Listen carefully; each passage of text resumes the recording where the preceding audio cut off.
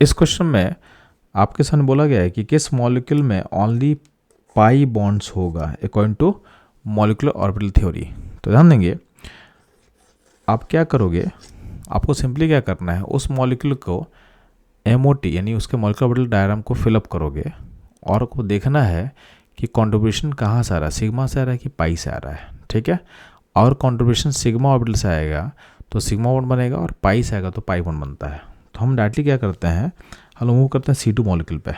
ठीक है, तो C2 मॉलिक्यूल का ध्यान देना, C2 मॉलिक्यूल में जो एटम इन्वॉल्व है कार्बन, तो इसके एटम का जेड एवरेज कितना निकल के आएगा, तो दोनों कार्बन ही है तो क्या होगा 6 + 6/2 कर ले, यानी 6 आएगा।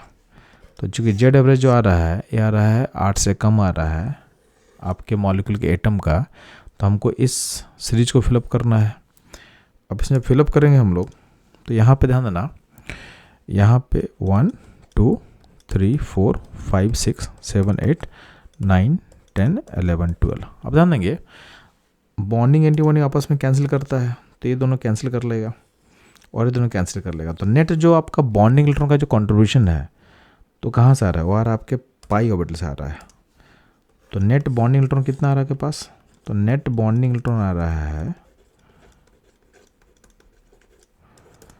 आपके पास 4। ठीक है, 4 में से पाई से कितना आ रहा है, पाई से 4 आ रहा है, और सिग्मा से कितना आ रहा है, सिग्मा ऑर्बिटल से 0 आ रहा है। तो जो पाई ऑर्बिटल से आएगा पाई बॉन्ड बनाएगा, तो हर 2 पाई इलेक्ट्रॉन से 1 बॉन्ड बनता है, तो यहाँ पे ये 2 पाई बॉन्ड बनेगा। और सिग्मा बॉन्ड कितना बनेगा, तो सिग्मा बॉन्ड क्या बनेगा 0, क्योंकि सिग्मा से कोई कंट्रीब्यूशन तो आ नहीं रहा है। तो बोल सकते हैं C2 का बॉन्ड ऑर्डर क्या होगा 2 होगा। ठीक है, और इसमें 2 पाई बॉन्ड होगा और सिग्मा बॉन्ड होगा 0। ठीक है, तो C2 मॉलिक्यूल में सिर्फ 2 पाई बॉन्ड होते हैं, सिग्मा एक भी नहीं होता है। तो ये था आपके लिए इंटरेस्टिंग इन्फॉर्मेशन। तो ध्यान देना, आप सिग्मा बॉन्ड और पाई बॉन्ड कैसे काउंट करते हैं किसी मॉलिक्यूल का यूजिंग मॉलिक्यूलर ऑर्बिटल थ्योरी, ये आपके इस वीडियो के एंड में एम्बेड किया रहेगा यूजिंग फंडामेंटल अप्रोच, उसे आप देख सकते हो और कॉन्सेप्ट में कहीं इशू है तो उसे आप क्लियर कर सकते हो। तो ये था इस क्वेश्चन एनालिसिस। मूव करते हैं हम लोग नेक्स्ट क्वेश्चन में। बच्चों लोग, इस सेशन में आप सीखोगे कि आप सिग्मा बॉन्ड का नंबर एंड पाई बॉन्ड का नंबर कैसे फाइंड करते हो using fundamental approach in molecular orbital theory. जब भी आपको sigma bond and pi bond का नंबर पता करना किसी भी मॉलिक्यूल का यूजिंग मॉलिक्यूलर ऑर्बिटल थ्योरी, तो सिंपली आपको पता होना चाहिए कि बॉन्ड ऑर्डर का मतलब क्या होता है। इसका मतलब होता है bonding electron minus anti bond electron by 2। तो यहाँ पे B मतलब जो मैं लिख रहा हूँ इसका मतलब होता है, यहाँ पे मैं लिखना चाहता हूँ ये बॉन्डिंग इलेक्ट्रॉन को रिप्रेजेंट कर रहा है, और A मतलब क्या होगा एंटी बॉन्डिंग इलेक्ट्रॉन। ठीक है, तो ये मिलता है आपको बॉन्ड ऑर्डर। अब बॉन्ड ऑर्डर का मतलब होता है, बोल सकते हो number of bonds, number of bonds. अब ये जो बॉन्ड्स हम बना रहे हैं ये सिग्मा है कि पाई है, कैसा पता करें, तो सिंपली ध्यान देना, आपका जो ऑर्बिटल्स होता है तो उसमें होता है कुछ बॉन्डिंग और कुछ होता है एंटी बॉन्डिंग। तो आपको पता होना चाहिए जो बॉन्डिंग ऑर्बिटल्स होगा, तो बॉन्डिंग जो ऑर्बिटल्स है वो बॉन्ड फॉर्मेशन में कंट्रीब्यूट करता है। ठीक है, तो यहाँ से कंट्रीब्यूशन आएगा बॉन्ड फॉर्मेशन में, तो यहाँ से कंट्रीब्यूशन आएगा आपके बॉन्ड फॉर्मेशन में। तो आपको देखना है कि बॉन्डिंग और एंटी बॉन्डिंग में आपका बॉन्डिंग पे आपको फोकस करना है। तो बॉन्डिंग ऑर्बिटल में 2 टाइप का होता है, एक होता है सिग्मा टाइप का, एक होता है पाई टाइप का। तो अगर आपका कंट्रीब्यूशन बॉन्डिंग ऑर्बिटल के सिग्मा से आ रहा है तो ये आपको हेल्प करेगा सिग्मा बॉन्ड बनाने में, और अगर आपका कंट्रीब्यूशन बॉन्डिंग के पाई से आ रहा है यानी पाई ऑर्बिटल से आ रहा है, पाई ऑर्बिटल से, तो आपको ये हेल्प करेगा पाई बॉन्ड के फॉर्मेशन में। बात समझ में आया? अब ध्यान देंगे, सिंपली है, हर 2 बॉन्डिंग इलेक्ट्रॉन से एक बॉन्ड बनता है। तो ये आपको याद रखना चाहिए। इस फॉर्मूले को हम एक्सपैंड कर ले तो ऐसा सोच सकते हैं कि बॉन्ड और इक्वल टू क्या होगा, bonding electron by 2 minus anti bonding by 2। इसका मतलब हर 2 बॉन्डिंग इलेक्ट्रॉन से क्या बनता है, हर 2 बॉन्डिंग इलेक्ट्रॉन से एक बॉन्ड बनेगा, क्योंकि बाई 2 भी तो यहाँ है। तो each bonding electron form half bond. तो हर बॉन्डिंग से आधा बॉन्ड बनेगा, और 2 बॉन्डिंग इलेक्ट्रॉन अगर हम यूज करेंगे तो उसमें बनता है 1 बॉन्ड। बात समझे? अब इस कॉन्सेप्ट को हम अप्लाई करते हैं मॉलिक्यूल्स पे और पता करते हैं कि उसमें कितना सिग्मा और कितना पाई होगा। ध्यान देंगे, सबसे पहला हम लोग अप्लाई करते हैं इसको Li2 मॉलिक्यूल पे। तो Li2 मॉलिक्यूल में पहले आप पता करो जेड एवरेज। तो जेड एवरेज का वैल्यू कितना आएगा, तो 3 + 3/2 कर लो तो कितना होगा, 3 आएगा। चूँकि जेड एवरेज का वैल्यू 8 से छोटा आ रहा, मतलब हमको इस एनर्जी को फॉलो करना फिलअप के लिए। अब क्या करेंगे, Li2 में टोटल इलेक्ट्रॉन कितना होगा, 6 होगा। तो 6 को मुझे फिलअप करना है। यहाँ पे 1 2 3 4 5 6। अब ध्यान देना, अब देखोगे कि यहाँ पे देखोगे तो यहाँ पे नेट सिग्मा 1s और सिग्मा स्टार 1s आपस में क्या होगा, कैंसिल कर लेगा। तो अल्टीमेटली जो कंट्रीब्यूशन आ रहा है नेट बॉन्डिंग का, वो कहाँ से आ रहा है, सिग्मा 2s से। तो आपका बॉन्डिंग इलेक्ट्रॉन नेट कितना है, तो नेट बॉन्डिंग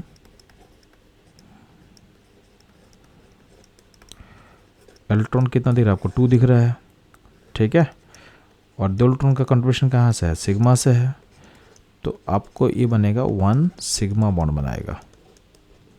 तो 2 इलेक्ट्रॉन से एक बॉन्ड बनता है, क्योंकि कंट्रीब्यूशन सिग्मा से, तो क्या होगा, आपका सिग्मा बॉन्ड फॉर्म करेगा। तो अल्टीमेटली Li2 में क्या होगा, एक सिग्मा बॉन्ड बनेगा। सिंपली अगर हम बात करते हैं N2 में, तो N2 का जेड एवरेज कितना होगा, तो आपका N से बना हुआ है, तो N का 7 + 7/2 करके इसके एटम का जेड एवरेज निकालिए तो एक निकल के आ गया 7। चूँकि 7 जो है 8 से छोटा होता है, इसका मतलब हमको इस मॉलिक्यूलर ऑर्बिटल एनर्जी को फिलअप करना है।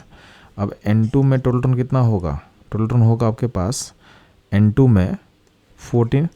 और 14 को जब फिलअप करते हो तो यहाँ पे होगा 1 2 3 4 5 6 7 8 9 10 11 12 13 14। अब ध्यान देंगे, अब यहाँ पे देखोगे तो सिग्मा 1s से सिग्मा स्टार 1s आपस में क्या करेगा, कैंसिल कर लेगा।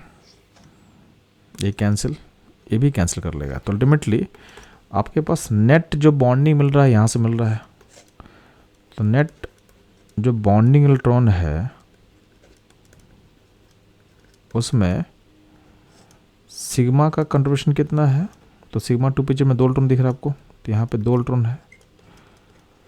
और पाई का कंट्रीब्यूशन, तो यहाँ पे देखो पाई 2p से पाई 2p मिलेगा, 2p मिलेगा, कितना मिलेगा, 4 मिलेगा। तो जो 4 इलेक्ट्रॉन है इससे 2 बॉन्ड बनेगा। तो चूंकि ये पाई से आ रहा है तो 2 पाई बॉन्ड बनाएगा।